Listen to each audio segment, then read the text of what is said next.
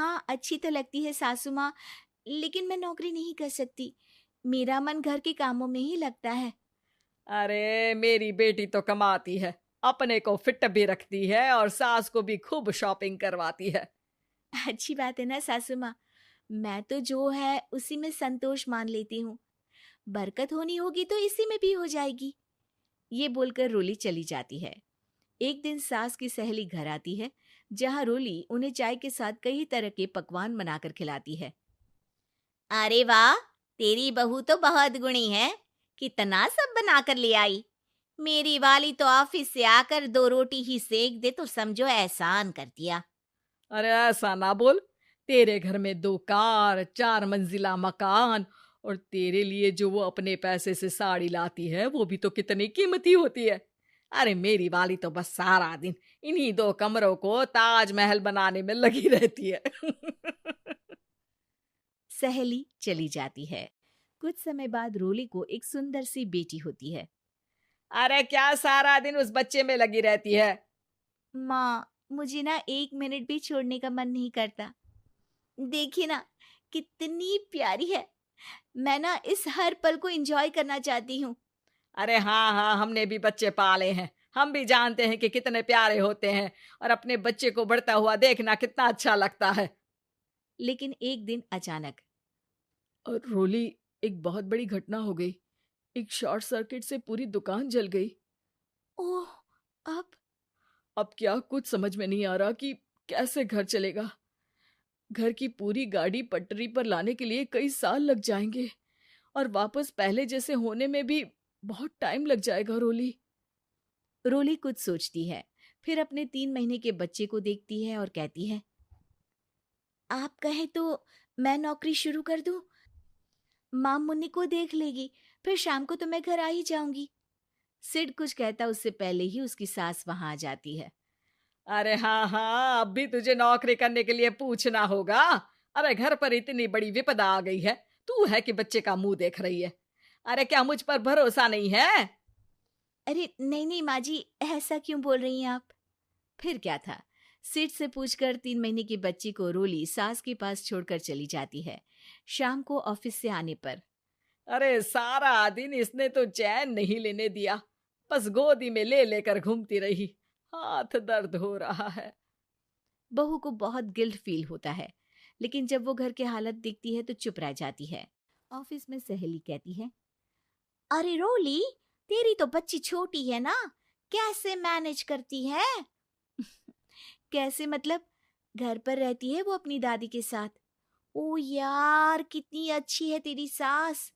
मेरी सास को जब पता चला कि मैं नौकरी ज्वाइन करने की सोच रही हूँ, वो तो सीधे अमेरिका चली गई मेरी ननद के पास। अच्छा, फिर तू कैसे मैनेज करती है? अरे मैंने तो फुल टाइम मेड रख ली है। ओहो, वो तो बड़ी महंगी होगी ना? हाँ यार, लेकिन कमाई भी तो हो रही है ना। यार, मैं तो कभी अपना बच्चा इनके मम्मी पापा के पास ना छोड़ू। प्यार दुलार में खराब कर देते हैं ये दादा दादी बच्चे को। नहीं नहीं, मुझे अपनी सास पर पूरा विश्वास है। जो मेरे पति को इतनी अच्छी शिक्षा के साथ बड़ा कर सकती हैं, वो मेरी बच्ची को कभी नहीं बिगाड़ेगी। खैर, रोली की इस सोच से उलट पड़ोसियों के बीच हाथ में बच्ची पकड़े रोली की सास कहती है, अरे क्या बताऊं, सारा दिन बहू बाहर रहती है। पहले अपने बच्चे पालो, फिर बच्चों के बच्चे। अरे अपना जीवन तो कुछ रहा ही नहीं। अरे नहाने भी जाती हूं ना तो इसे साथ रखती हूँ।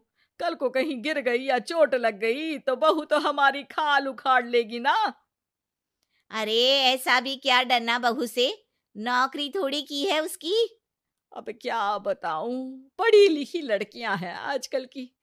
चलो चलती हूँ, सब्जी बनाने का वक्त हो गया है। बच्चे आएंगे तो खाना तो बना मिले। सास ये बोलकर वहां से चली जाती है कि तभी रोली ऑफिस से घर पहुंचती है। बाहर पड़ोसियों को देखकर, नमस्ते आंटी जी, कैसी हैं आप? अरे बहुत अच्छी हूँ, लेकिन तेरी किस्मत तो सबसे अच्छी है। क्या सास पाई है। मोती दान किए होंगे तूने। तेरा बच्चा भी देखती है, खाना भी बनाती है। बेचारी बहुत काम करती है तेरी सास। हाँ आंटी, सही बोल रही हैं आप। अब ऑफिस भी दूर है तो आने जाने में वक्त चला जाता है। खैर चलती हूँ। हाँ हाँ बेटा जाओ, गर्मा गर्म खाना खाओ। रोली घर आती है जहाँ सास एक बार फिर छोटी सी मुन्नी की शरारतें गिनाने में लग जाती है।